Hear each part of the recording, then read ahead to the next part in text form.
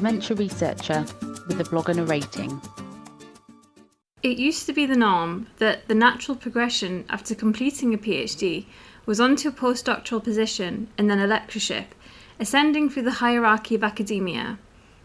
However, the landscape of post-PhD careers no longer looks so linear, with many people leaving academia to follow non-academic career paths, either through choice or through circumstance. In this blog, I will discuss when is the right time to think about leaving academia and how to return if you change your mind.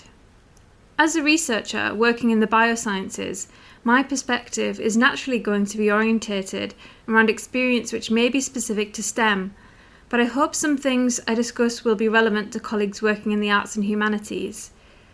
I'll begin with an overview of why I left academia and my experience of returning. I was coming to the end of my first postdoc contract and applying for other postdoc positions, but I was also keeping an open mind for other opportunities, as I wasn't particularly wedded to the idea of remaining in research. I applied for a position as a regional programme manager at the NC3Rs, a UK-based research funder, which I felt would be a good chance to experience academia from another perspective.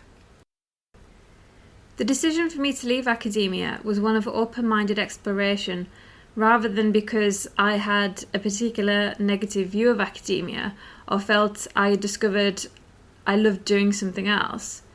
During my time at the NC3Rs, I was involved in a diverse range of activities, such as writing guidance documents, sitting on ethics committees, organising events, and generally providing support to researchers and animal facility staff. I really enjoyed my role, and in many respects, the thing which appealed to me, which was the wide range of tasks and activities I could be involved in, was also what appealed to me about academia. After 2 years, I decided to return to academia because the large amount of travelling between cities was taking its toll. I managed to get back into research quite easily, although I did have anxiety about whether I would remember how to do something basic like pipetting. I felt like if I had been out of research any longer than 2 years, it might have been too long for me to feel comfortable returning. Now that I have shared why I left academia, are other researchers who leave also doing so for the same reasons? Although this wasn't my experience, the majority of people who I have spoken to who have left academia post-PhD fall into one of two categories. They have either had a negative experience during their PhD or first postdoc position, which often involves a toxic work environment and/or an unsupportive supervisor, or they have discovered what they enjoy doing, such as writing or lab work, for example, and they want to solely pursue that without the baggage of all the other things which academia demands. If those who leave academia generally fall into one of these two categories, when is the right time to leave?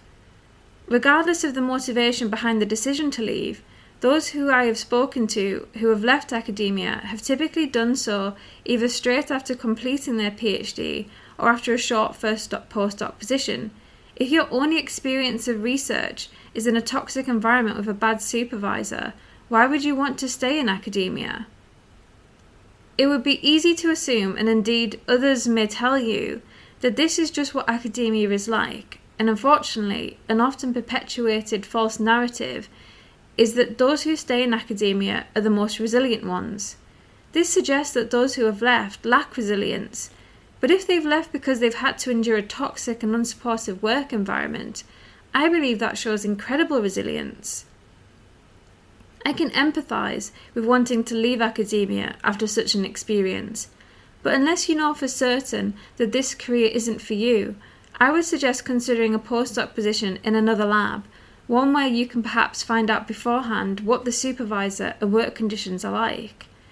This will allow you to experience academia in a more supportive environment, and then, if you still decide not to pursue this career, you will know it is a decision that hasn't essentially been made for you. One of the greatest things about doing a PhD is being allowed the freedom to develop your interests and skills irrespective of your research topic. Some people will discover that they are particularly drawn to one of these skills, such as writing, and may decide to pursue that post-PhD. I would recommend keeping an open mind and explore the things you're interested in, whether it is academic related or not. Supervisors must do better at not only supporting this exploration of skills and interests, but they should actively encourage it. I would like to see the description of non-academic careers change because they are often referred to as alternative careers, but that reinforces a false narrative that the linear progression in academia, from PhD to postdoc to lecturer and beyond, is the norm, but that does not reflect most people's realities. There should not be pressure to follow a linear career track, and we should view a PhD as training for a variety of careers, with none of them being considered alternative. They are valid and legitimate careers, with many roles in funding or academic writing, for example, actually requiring a PhD. Discovering that you particularly enjoy one part of academia may happen early on in your PhD or during your first postdoc position, but it can be difficult to know when is the right time to leave academia and pursue it. For some, it can seem like the right thing to do once they have completed their PhD, but others may feel like they must at least complete one postdoc position in order to be certain before leaving what is perceived to be the natural career track post-PhD. I would recommend following what you're interested in, even if this means applying for roles outside of academia whilst also considering postdoc positions, and then seeing what comes your way first. So what if, like me, you change your mind and decide to return to academia? You might hear some people say that once you leave academia, you can never go back. Well, this is clearly not true, because here I am, and there's nothing special about me. However, I think there might be a time limit, particularly in the biosciences, where technical skills can diminish the longer you are away. For me, 2 years was the sufficient time to be out of the lab and not lose my skills, but this might be different if you left academia to work in industry, for example, and being able to maintain many of your relevant skills. When applying for jobs, I think it's helpful to explain in a cover letter what you have gained from your role outside of academia and why you wish to return. I've done this previously in my applications and then expanded on it during interviews, focusing on all the reasons why working for the NC3Rs has made me a better scientist, more so than if I had just done another postdoc in those 2 years. My hope is that writing this blog goes some way in normalising discussions of leaving and returning to academia. I would like to see institutions that organise workshops and seminars around non-academic careers stop advertising them as alternative. Many PhD students and postdocs do not care about becoming professors, even if they want to stay in academia. Supervisors, therefore, need to better support their supervisees in giving them the space to find out what they want to do and then the freedom to pursue it. Thank you for listening. Join the Dementia Research bloggers and share your own views.